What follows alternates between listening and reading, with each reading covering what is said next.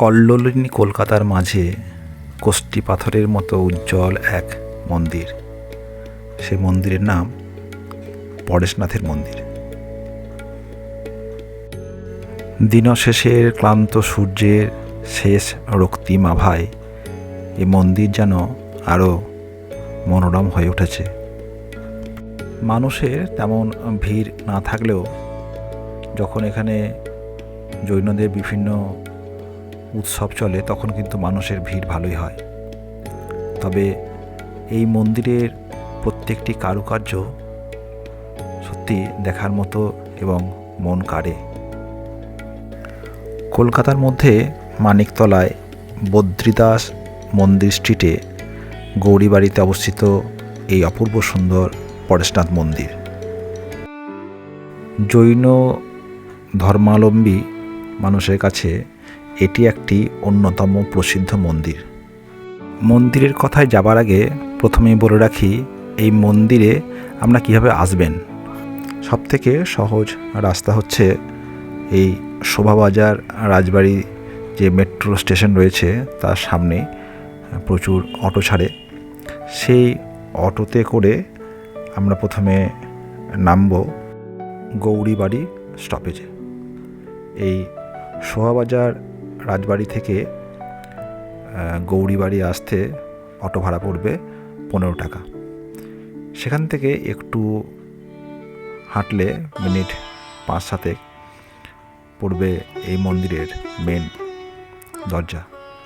সেই সিংহদ্বার পেরিয়ে একটা ছোট্ট সাজানো চত্বর, যার উঠোনের মধ্যে রয়েছে বিভিন্ন কারুকার্য করা নানা ধরনের মূর্তি এবং বিশাল সাইজের ফুলদানি, সবই দেখার মতো। শুধুমাত্র ধর্মপ্রাণ মানুষদের জন্য নয়, ভ্রমণ পিপাসু মানুষদের জন্য এটি একটি অন্যতম গন্তব্য।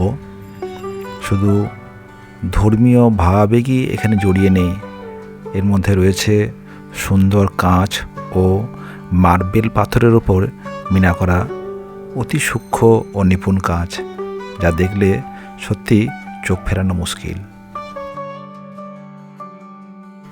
মন্দিরের পুরোহিতদের কাছ থেকে যেটুকু জানতে পারলাম যে 1867 সালের শেঠ বদ্রীদাস, এই যে সুন্দর মূর্তিটি দেখছেন, বদ্রীদাস বাহাদুর মুকিম এটি নির্মাণ করেন।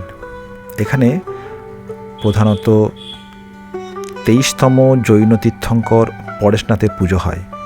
এটি শ্বেতাম্বর জৈন সম্প্রদায়ের প্রধান উপাসনালয়।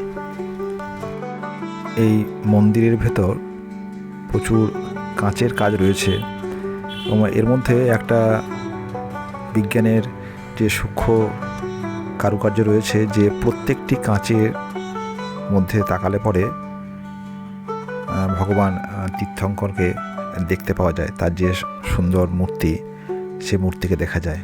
এটা দেখলে সত্যি অবাক হতে হয়। এবং আরও একটি বিষয় রয়েছে যে এখানে যে একটা প্রদীপ জ্বলে, সেই প্রদীপ মন্দির যবে থেকে দ্বারোদ্ঘাটন হয়েছিল তবে থেকে আজ পর্যন্ত জ্বলছে। সেই প্রদীপ কিন্তু আজও নেভানো হয়নি।